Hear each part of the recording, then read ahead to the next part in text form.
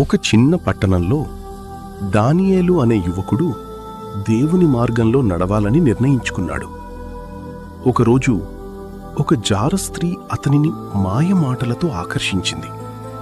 కొంచెం సంతోషం కోసం రా అని పిలిచింది. దానియేలు కాసేపు ఆలోచించాడు. కాని వెంటనే అతనికి దేవుని వాక్యం గుర్తొచ్చింది. ఆమె మార్గం నాశనానికి తీసుకెళ్తుంది. అతను వెంటనే అక్కడి నుంచి పరుగెత్తి వెళ్ళిపోయాడు. కొన్ని రోజుల తర్వాత ఆమెతో వెళ్లిన వాళ్లు కష్టాల్లో పడిపోయారని విన్నాడు. దానియేలు అర్థం చేసుకున్నాడు.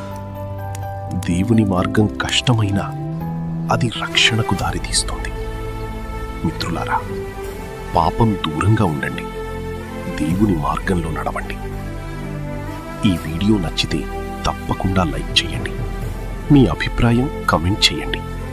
ఇలాంటి స్టోరీల కోసం సబ్స్క్రైబ్ చేయండి. బెల్ ఐకాన్ని యాక్టివేట్ చేయండి.